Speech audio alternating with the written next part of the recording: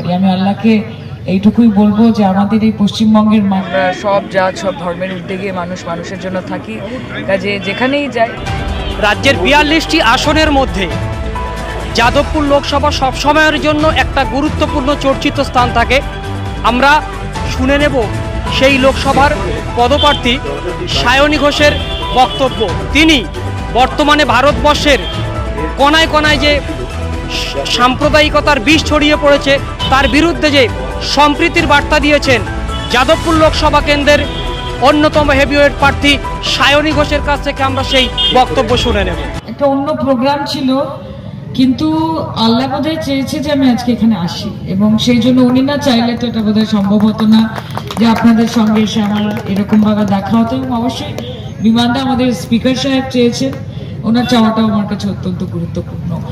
ঈদ মিলন উৎসব 45তম বর্ষ, এই সাদিকের 45th ইয়ার, এবং উত্তর খোদার বাজার যুব সংঘ, যুব শব্দটার সাথে আমি ওতপ্রোতভাবে জড়িত। কাজে এসে যখন দেখলাম এটা যুব সংঘের প্রোগ্রাম, সেটাতেও আমার খুবই ভালো লাগলো এবং খুব সুন্দর। মানে আমি মাঝে মাঝে হয় না যে আপনি এত অভিভূত হয়ে যান যে ভাষা কম পড়ে যায়। আমি যখন এখানে ঢুকছিলাম আমার কাছে খুব একটা ক্ল্যারিটি ছিল না যে আমি কোথায় আসছি, কিন্তু আমি আসার পরে আমি অনেকক্ষণ ধরে এখানে স্টেজে বসে খুব মোহিতভাবে দেখছিলাম, এত সুন্দরভাবে তৈরি করা হয়েছে। আপনারা প্রত্যেকে আপনারা ভালো থাকুন। আল্লাহর দেওয়া তো সব কিছুই আছে, চোখ আছে, কান আছে, হাত আছে, পা আছে, বোধ আছে, বুদ্ধি আছে, সবটা নিয়ে এবার আমরা কিভাবে কাজে লাগাচ্ছি সেটা আমাদের বিষয়। আমি আল্লাহর কাছে এটুকুই বলতে চাই, এখানে এই মঞ্চে এত জ্ঞানী লোকেরা, জ্ঞানী গুণী, তাদের ব্যাপারে কথা বলার মতো যোগ্যতা আমার নেই। তবে প্রত্যেকে এখানে যারা রয়েছেন তারা সবসময় চেষ্টা করে যাতে আপনাদের সঙ্গে পায়ে পা মিলিয়ে চলা যায়, আপনাদের চাহিদা, আপনাদের ইচ্ছে, আপনাদের যা যা সমস্যা সবকিছুর সমাধান করে আপনাদেরকে সুরক্ষিত রাখার। আমিও আগামী দিন আপনারা জানেন যে একটি লড়াইয়ের পথে এই মুহূর্তে রয়েছি, যেই লড়াই আপনাদের সকলের ভালোবাসা সহযোগিতা ছাড়া অতিক্রম করা সম্ভব হবে না।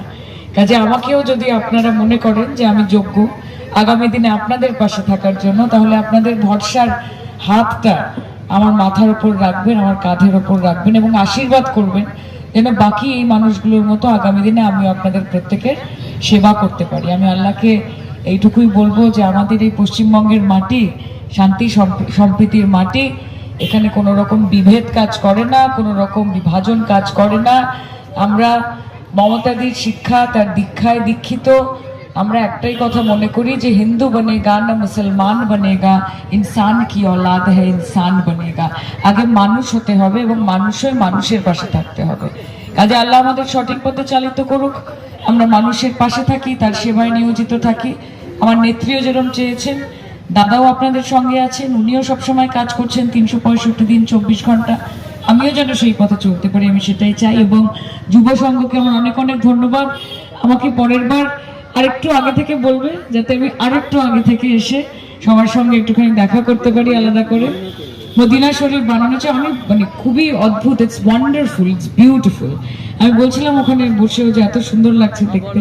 কাজে পরের বার যেন আরেকটু সময় নিয়ে আসতে পারি সেটা তোমাকে নিশ্চিত করতে হবে। ঠিক আছে, আপনারা ভালো থাকবেন, প্রত্যেকে আমার প্রণাম নেবেন। মায়েরা এখানে রয়েছে, ছোট ছোট ভাই বোনেরা রয়েছে। আমি আবার আসবো। অনেক ধন্যবাদ। আজকে আপনি আসলেন, কেমন লাগলো? খুব ভালো লাগলো। আর কি বার্তা দিচ্ছেন? স্বতঃস্ফূর্তভাবে এসেছি এখানে, মানুষের অত্যন্ত ভালোবাসা চোখে পড়ছে। বার্তা শান্তির, বার্তা সম্প্রীতির বজায় রাখার পশ্চিমবঙ্গের মাটি, এখানে আমরা সব জাত সব ধর্মের উদ্যোগে মানুষের জন্য থাকি। কাজে যেখানেই যাই সেখানে যেন শান্তি সম্প্রীতি বজায় থাকে, এটাই চাই।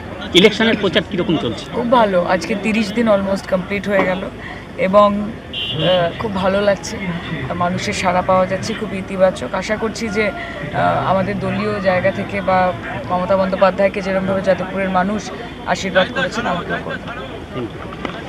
অর্থাৎ বুঝতে পারছেন আমাদের যাদবপুরের যিনি ক্যান্ডিডেট, তৃণমূলের ক্যান্ডিডেট, তিনি সম্প্রীতির বার্তা দিলেন। বারুইপুর কোদার বাজারে এখানে মসজিদের নববী যে এখানে থিম করেছে, এখান থেকে একটা সম্প্রীতির বার্তা দিয়ে দিলেন সমগ্র দেশবাসীর জন্য।